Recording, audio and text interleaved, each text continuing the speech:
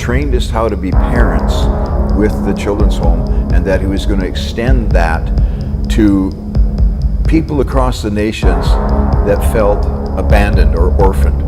We've seen many guys come in from, 10 countries now, that felt like if they could just join a family, that they could fulfill their ministry. If they could just find a people, find a company, find something that they could be a part of where they could be strengthened and encouraged.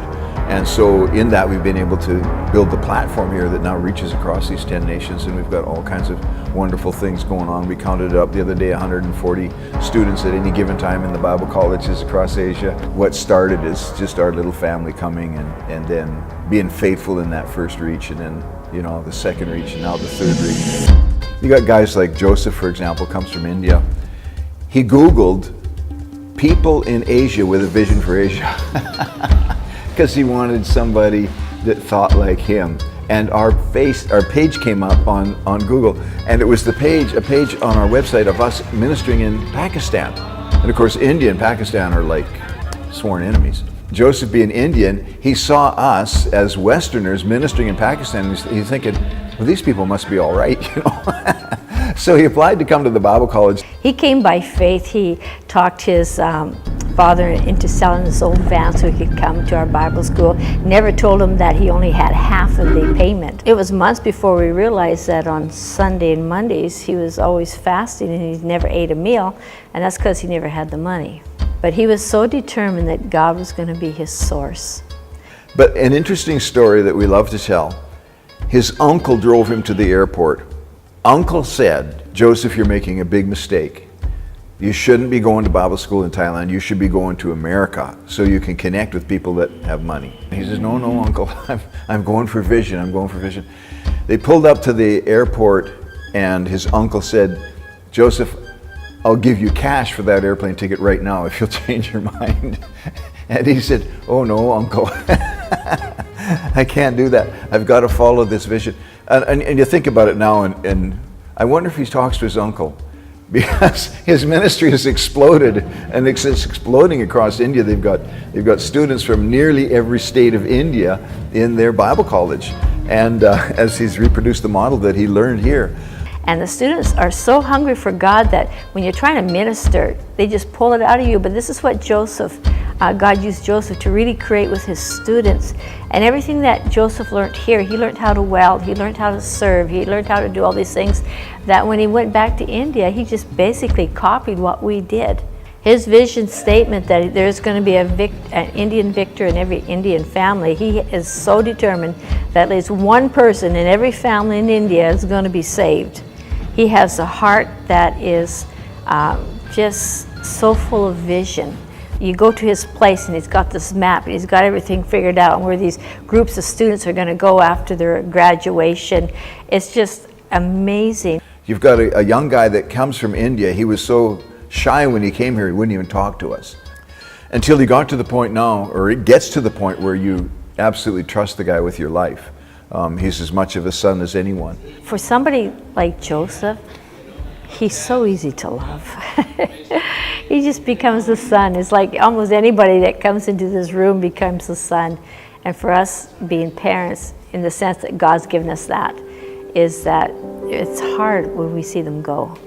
And this thing of being a father, as Apostle Paul said, there's many teachers but not very many fathers. We see the need of being fathers and mothers. And this is something that God does with us, causes us to be a mother and a father. Again, then, this is an expansion of what happens on the partnership level in this third reach. Is really interesting. On the first reach, raising our own children, we're responsible to look after our own family. Anybody can do that. We can look after our own family. On the second reach, we had people join with us so that we could build the El Shaddai family in Thailand and adopt all these kids. On the third reach, basically what's happening is we're taking the resources that we have and the energy, all the stuff that we have, and sending it out to the nations to start new mission outreaches in different places. This is what we do. When we look back, we see God has used us to identify the gifts in certain people and to mentor and train and adopt them into a family, a great family that's working together across Asia and around the world. And this speaks to our partnership base in the sense that in the beginning we had partners that helped us with the El Shaddai family, absolutely wonderful people, and many of them are still on board today. And then as we expanded into the Bible College and sending guys out to the nations, and now when we're looking beyond the horizons that we have presently, we're looking for a greater partnership base, people that can come on board and say, yes, we believe that those people are there and that they need a family, they need to be adopted into this family, and that we can sow into this and see this happen in a greater way than ever before. And listen, we've raised the leaders from our own kids, from our adopted kids, from the ones that we've brought in from the nations. We've raised up leaders, and because we know this is the one thing God called us to do, is to raise up all these leaders and put them in a family that can function and work together and continue to grow across the nations of Asia and around the world.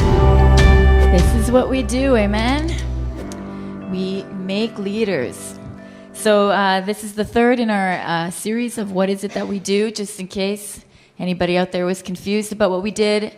And more than that, just to help us give words to what it is that we do, you know. There's a lot of things that we do every day, and we know, you know, we're loving Jesus and we're working in the Bible school and we're planting churches and we're doing all these things. But really what we do is we make leaders. Everything that we do is to connect people beyond just salvation into purpose and destiny. So today we're talking about the third reach. These are the people that are most like Jesus' disciples. So this is the you know, leave your fishing net behind and come follow me level of discipleship and commitment. And that's one that absolutely amazes me, you know, because when you look at the people that have joined themselves to the ministry and the platform, and we all work together with a tremendous team, they're people that could succeed anywhere doing anything, you know, like that level quality people. And that when, you know, years ago we said, follow us, and they did. I'm still surprised. So it's, but that's the plan, right? Like even Paul said it, he said, follow me as I follow Christ. And so there's got to be that connection. There's got to be a leadership connection in there. Yeah. So how does this level begin then? Where does it start? Because somebody might look at the story of Joesph, right? Super inspiring, and we've got a lot of Josephs, you know, that we could point out at any point in the ministry here. But it starts somewhere. Yeah, they're strangers at first, and how does this happen? Yeah, that's right. And I think, actually, I see this as we travel. Mom and I travel a lot of places, especially in North America, that there's this challenge that we know that we're to raise leaders, but what do we do with them once they're raised? And I've met pastors like that, like great leadership training, but where do we go from here? Right. You know, like we feel like we're kind of boxed in. There's no place to plant more churches in our area and all that kind of stuff. When we raise leaders, we have to find something for them to do. Right. And for us, I mean, the obvious next move from the children's home was church planting. And when it comes to church planting, or anything, expansion anyway, we just have to be very, very creative. Mm-hmm. And that's our job as a leader, not only to train leaders, but to be creative in finding a vision and a plan and a purpose, some actual footsteps that you can put to what you've trained people to do. Well, I think there's a difference, too, between thinking, like, we have a dream in our heart and we know what we want to do, but we don't really know the next step. Or being a leader who says, I'm content with what I have. I'm content with this size of church, right? So if you're the leader who can't see beyond or doesn't have a dream beyond what it is that you're managing right now or stewarding right now, it's going to be very difficult for you to find this level of people. Exactly. Well, actually, you've stopped being a leader at that point. Yeah, you have to have a dream that's bigger than yourself. Absolutely, because you got nowhere to lead them to. That's so true, Becky. Right. Yeah. Okay, so then to get to this new level of reach here, you guys shifted from being parents of a children's home to church planting. And so how did that begin? Because you guys weren't church planters, you were parents. We always saw ourselves as a ministry family, right? And you can remember traveling everywhere. I mean, we went everywhere and did everything. And with the idea of we wanted to do more than just inside the family, and that we had a family vision. And again, like you say, it's not clear, but you start taking one step and another step and another step, and it begins to clarify, and you know, things begin to work. There's a lot of aspects in that are very interesting, and that's really the only way to raise people up. You cannot raise people to be great leaders just in the classroom. The classroom is the smallest component of raising leaders. But really what happened for us then is to get the next step further, we took a bunch of our kids to Canada. You remember that? That was in 1991, 2, something like that. and for 4 years. And the idea was to finish putting them through school, some Bible school, and then come back and then launch into the church planting. Meanwhile, we had still a bunch of kids here. And, Patty Wolf came from France to look after them, and she's still a missionary today in these parts. But when we were in Lethbridge, this very significant prophecy came from a guy named Jerry Wolkson. He's a pastor in the States, a very prophetic guy. And your mom and I were sitting way back in the church in Lethbridge, the Victory Church, and this guy was preaching from the stage, and he picked us out from, what that's like, right? When the guy has a word for you and you're way back there, and he's like, no, not you, me? Yeah, you, stand up here. And so you go through that whole thing. Yes, you, it's you. And then this is the prophetic word, just part of it here. And he said, there's a change coming to the ministry. He said, there's going to be a shift of emphasis from the children's home to areas of church planting and raising up national leaders, not only in Thailand, but also in the surrounding areas. The grace that has been on you both to be parents, both natural children and adopted children, that grace is going to be extended to others that you will adopt and some that you'll also raise up. And then it went on to say that there's going to be a shift in emphasis from the children's home to church planting and raising up nationals, not only in Thailand, but also in the surrounding areas. The grace of God that has been on both of you as parents will be extended to spiritual children that you will adopt and raise up. There will also be new converts bringing new giftings that you will adopt and raise up. Many will be challenged and called into other areas of ministry that God is going to put under your wing. And get ready, I believe there's a Bible college in your bones, and it's going to come forth, and it's going to be a major part of what God's going to do. Isn't that amazing? I mean, this guy came from the States. He had no idea who we were and picked us out way back there and said, still today, I just revel in it, that you don't get a word of prophecy like this unless you're already moving towards it. Some people are waiting for a word like this and then they'll know what to do. And, it's interesting. He said he ended this prophetic word with, get ready, there's going to be a Bible college and it's going to be a major part of what you do. And I'm kind of like, never even thought of it before. And I actually didn't remember that he said that until I looked at it just a few days ago as we were getting ready. I thought, I should pull that old prophecy out. And here we are, right? So these things are in your heart, and God gives those prophetic confirmations, but very, very powerfully because of that level of commitment. And honestly, I believe that God does that for us as a family, as a team, because of the level of commitment that we have to make disciples like Jesus said. Yeah. Yeah, it's powerful. And here's the, fruition today. Hi, Bible school. Yeah. You guys are prophesied about, So as you're sitting here in this chair, don't belittle where you are, right? This is something that God spoke into existence years ago because there's a national destiny on Mom and Dad's life, on this ministry, which means there's a national destiny, an international destiny on your life as well, right? So don't belittle the call that God's put in your life. Yeah, that's right. That was 1994. How many of you were already born in 1994? Is that right? A lot of you weren't? You very young ones. That's funny, isn't it? Yeah. So it's prophesied before you were born, right? Yeah, and here you are. Yeah, it's awesome. Quite amazing. So then on this one end, there's you and Mom that God is preparing for this next level of reach. Mm-hmm. But then there's also, like we say, the Josephs, or the guys that are sitting in these seats there too. Where do those guys come from, and how does that happen? This is a very interesting, this is the secret. This is really the key to successful apostolic ministry. You know that you can't be a minister of any kind if you're just looking at yourself, right? True? That'd be a given, right? Like ministry means, in definition, serving others, that you're looking outside of yourself, that you're looking for what you can do to bless and to build other people. And really, there's a process of discipleship that I've noticed, and you can notice it in Jesus' life, but I've noticed it in all of you as well, and all of our guys across Asia. And that is, the first thing that it begins is a dream.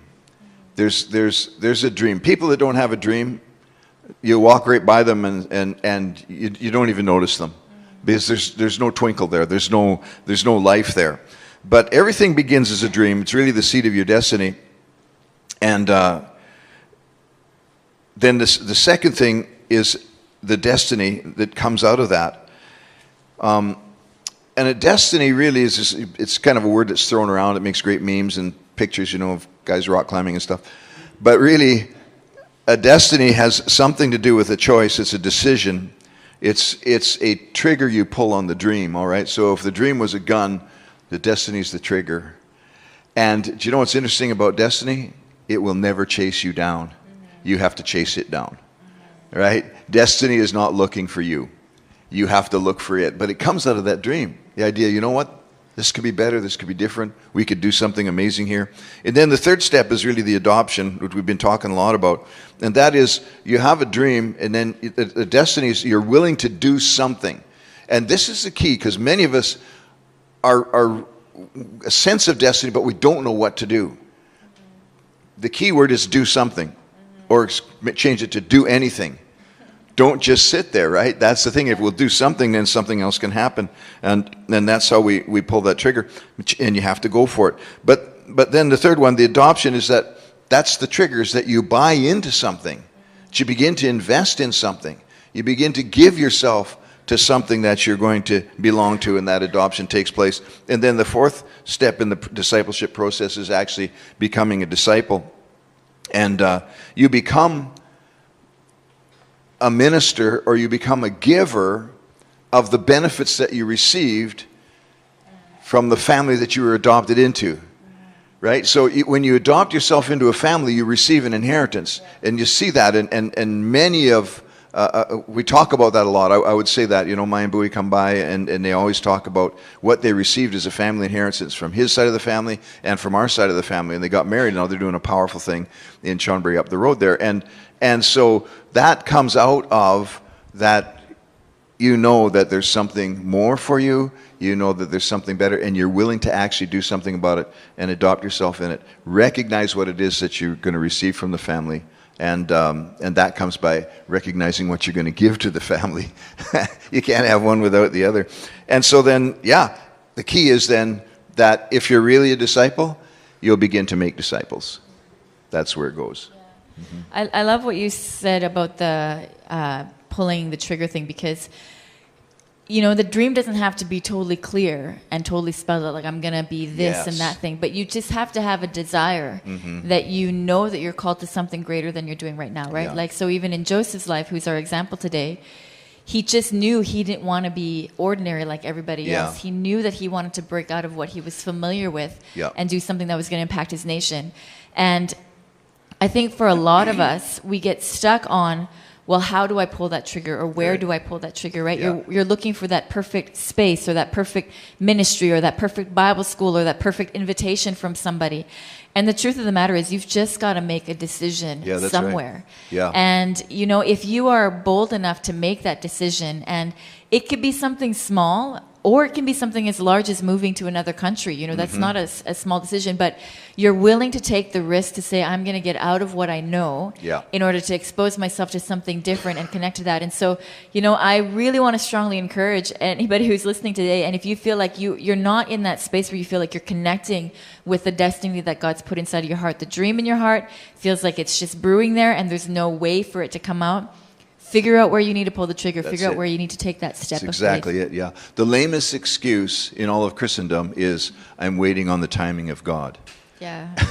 And that's all it is. It's a lame excuse. It's not even scriptural. When the disciples asked Jesus about God's, is this your timing, Lord? Jesus turned to him and he said, it's none of your business. You can read it in Acts chapter 1. And that idea of waiting for God to do it, God's not going to pull your trigger. We're going to have to do it, because what's he looking for? Faith. Without faith, it's impossible to please him. Faith pulls the trigger. Yeah. And if you're one of those people that are sitting there, well, I'm just waiting for God to do it, sorry. You got to find something else, because, you're not going to succeed. Yeah, that's right. And if you're looking for a place to pull the trigger, we've got some things here that you can participate in, right? We've got Bible school. We've got 7 weeks in Asia. There's mission trips. There's summits. So just look on our website or our Facebook page to figure that out. Yeah, and ask yourself, what's the worst thing that can happen? I mean, what's the worst that could happen with Joesph? Can you imagine? Yeah. This kid's shy in a slum area, in a little town in rural India, coal mining town. And it's 45 degrees Celsius out there. And he decides he's going to go to Thailand. I mean, nobody from his town goes anywhere. The first time we showed up there, they took pictures and put it on the front page of the newspaper. Hey, some foreigners came to our town. Like, it was that kind of a place. It's absolutely amazing that. But see, that's in every Indian's heart, and he knows it. That's why he says he's going to raise a victor in every Indian family. And now in India, he has, I think it's at 80 students this year, right? Yeah, I think there's 70 right now. 70 right now, and just powerful, amazing students that God's connected him with, and all of those students have pulled the trigger. And his vision is to see in every single Indian family, a victor raised out of every family, and he's going to do it too. Yep. Yeah. And so when you look at the life of somebody like Joesph, who's adopted himself to the family, then the question becomes, well, does everybody end up being a Joesph then? Is it? Well, that's the question. Do we all become that successful? That's the question you're not supposed to ask out loud. Okay. Well, we already did. But people are thinking about it, and it's a good question. It's kind of a yes and no thing. I mean, the fact is you got to understand that not everybody does what everybody does. Everybody has something different to do, and they can be just as successful in that. And I think of people, well, like Franco in Philippines, for example. He graduated here, went back to the Philippines to do his Bachelor of Ministry project, and his Bachelor of Ministry project was to plant a new church down south somewhere in the Philippines. And so he was to be the associate of another couple who were going to be the key leaders. Well, the church plant failed. And it wasn't Franco's fault. It really, really wasn't. And so we studied and interviewed him and everything, and I gave him 100% on his Bachelor of Ministry project because he did what he could do.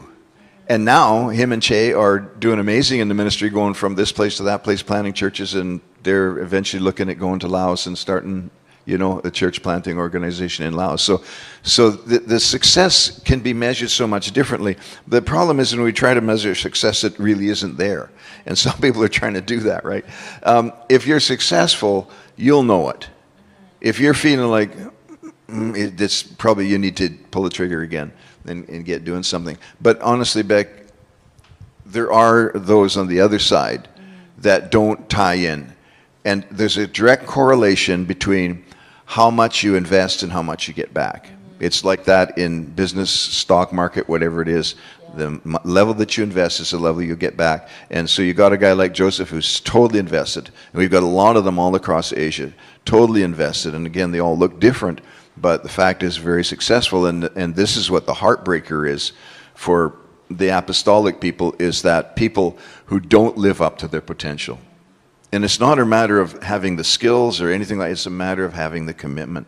Yeah. That's so key because a lot of the things that we design, even around here in VABC, and I know we've talked about this before, but I think this is important for you guys, okay, students, because a lot of times we don't see how we invest in the sense that we think that we're invested when we're studying for our exam, or we're invested when we're leading worship, but everything that we do around VABC is designed for you to measure your own level of commitment and for you to make a choice about how much you're going to commit, right? So 5:30 exercise isn't about getting up in the morning and working out so that you have a fabulous, fit and firm body.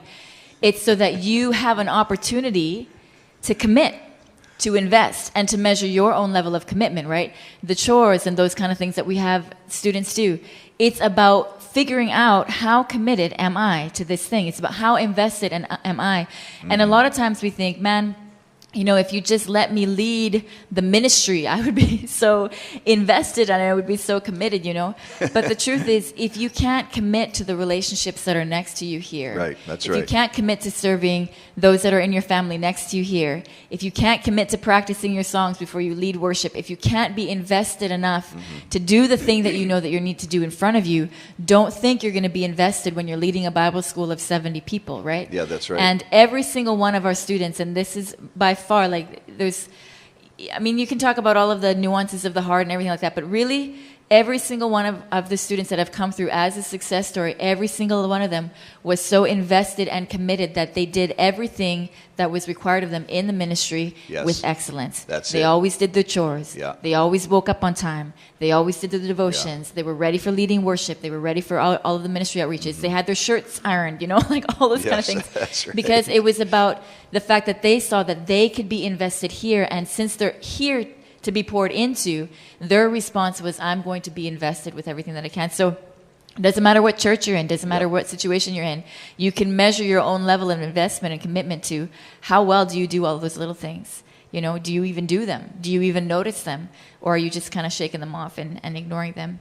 And so to be committed to the family, to be committed to the vision, to be committed to each other is definitely one of the keys in those relationships. I mean, you know, it's been years since Joseph's been in Bible school here, but almost every single one of us has been to India, right? Yes, and we that's stay right. in contact, and we, you know, message his team all the time. And there really is a family relationship there that's deeper than just, hey, we went to school for a couple of years together. Yeah, it's amazing. I mean, we still talk daily with Yeah. our guys all across Asia, or, you know, weekly or whatever. Yeah, we talk a lot with them. So then in this process, we only have a few minutes left, but I just want to talk about just two things. The first one is, with this approach, with this level of commitment, you can't disciple, you know, like 70 Josephs at once or 100 Josephs at once, you know. It kind of does end up eliminating some people. Like there's a different level of you know, relationship there. And how do you kind of navigate that? Like when people are saying, well, you know, you gotta reach the multitudes, and yes, you do. But you also have to have a focus and narrow in your focus. So how is it that you choose, or what is it that you do to say, okay, this is the person that I'm going to really invest in on this level? Well, first of all, the multitudes are going to be reached through the leaders we raise. Jesus understood that very clearly. He wasn't going to reach the multitudes. In fact, he was frustrated with the multitudes, and he said some very harsh things to them to try and get them to stop being a multitude and start becoming leaders, right? And so basically what you do, Becky, is you put everything out there like we do. I mean, we do a lot of media. We do a lot of, you know, you can watch all kinds of stuff. Anybody who says they don't know what's going on in the ministry here, they just need to go to YouTube or Facebook or anywhere. I mean, we're all over the place. And we do that because, again, here's this idea, the apostolic idea, is that we want people coming along to say, hey, I noticed the bush is burning, right? Or I noticed there's this guy doing miracles. I noticed, right? And then a dream in their own heart begins to come up. And so you're looking for people that are going to respond. And there's a lot of people, like we've like grabbed them by the scruff of the neck and say, you need to be here. Come on, this is your destiny. And they're like, no, I don't see it. I don't get it, right? And you know what's interesting is you can't, as a ministry, as a leader, guys, you can never take it personally whether people agree with what you're doing or disagree, because some agree and some disagree, so they can't all be right, right? So you just need to do what you need to do, and we need to be who we need to be, and I'm not expecting, like you say, not everybody to be here. In fact, we make it quite difficult. You know, the goal of boot camp or basic training, especially when you get into the special forces, is to eliminate you. Right? That's what they're trying to do, eliminate you before you get into the war and eliminate more than you, right? And so they want to get rid of all of the weaknesses or anything, and that's really what it is. And this idea that, yeah, everybody's cool and we just, doesn't matter what you do, we're all good friends, forget it. We've got to move the kingdom of God ahead, and Jesus said, go into all the world, make disciples of all nations. You're not going to get that with weak people or people that are halfway committed. We're only going to get that with people that are committed to live together and to die together.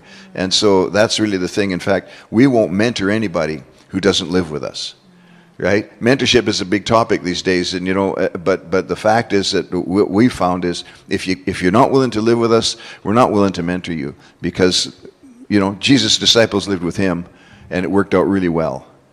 So yeah, that might be a little bit over the top for a lot of leaders, but it's just pure fact, is that the more that we're committed as leaders, the more we can expect those who follow us to be committed back. Yeah, and they need to see that. Okay, so then the last thing is, with regards to our ministry partners, what does it mean for them? Because they've sown in when you were, you know, a dad to kids in a children's home, and now this is a ministry that's reaching many, many nations. Yeah, and again, you know, I mean, I also liken it to like Apple stocks or something like that, where, you know, before anybody knew what the company was or what it was going to do, they bought a few stocks for a few pennies, and now they're worth millions, you know. And over the years, you look at the ministry, and honestly, guys, there's a lot of people that say they're going to do this and this and this, and they never do it. And I just thank God for the grace of God, and this is the key word, is the grace of God on us, that what me and Mom said we were going to do back in 1980, we did it. And we're still doing it 40 years later. And so now what you've got to offer to people who want to partner with something like this and connect with, and they want their investment to build a Joesph or to build one of these guys that are sitting here, is that they can see, Well, in 40 years, yeah, we are on a right track. And we can invest in this thing now. And it right today, you know, Joesph, well, not now, he's rich and famous in India as far as the anointing and the blessing of the Lord goes. But there's people sitting in this room right now that nobody knows. You're nobodies. You're people that people don't. You're not famous yet because you haven't built your ministry. And this is the time that partners need to invest in you so that their investment. See, because Paul said it. He said it that you know they'll bear fruit. You receive fruit from what we produce, right? And so if people invest in me and Mom, they're going to partake of the fruit that we get. The reward is theirs as well. People invest in each of you, they're going to receive the reward for what you accomplish and what you do because we come at it as partners. So I think, to me, this is an absolutely one of the best investment opportunities for faith, prayer, and finances from people who want to partner with the Great Commission, people who want to partner with something great. Simply because of the proven track record, but it's not just there. We're not asking people to support our retirement, right? We're asking people to get in partnership with the next generation, with the next revelation of apostolic ministry across the nations of Asia. I mean, can you imagine? See, in 40 years now, the Bible schools come. Hundreds and hundreds of people have been trained in this Bible school, and then across the nations of Asia, the Bible schools that have come out of here. And so the thing is growing like crazy, and so it's one of the best opportunities ever for people to partner. And I mean, we just really encourage people too. And if you're watching this podcast today, and you're like, yeah, I see that, there's a dream, what should I do? It's like Becky says, come on, get involved, come to Summit and meet the guys all across the nations of Asia. I mean, what a rocking time that is, and full of vision.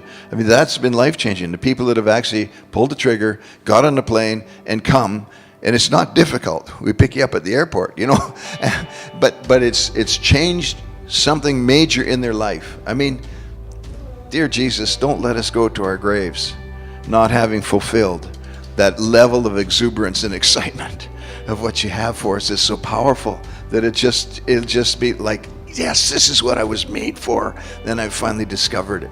And that comes with the dream, pulling the trigger, becoming a disciple. And yeah, thank you, Jesus. So this is what we do, guys, right? Mm-hmm. We make disciples, and we also are disciples. Yes, we make leaders. Yeah. Let's go make some leaders.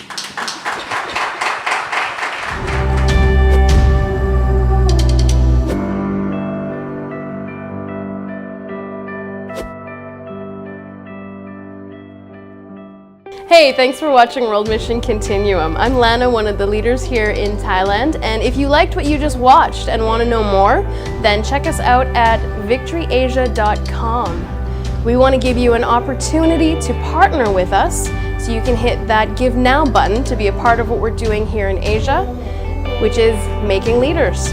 Thanks for watching.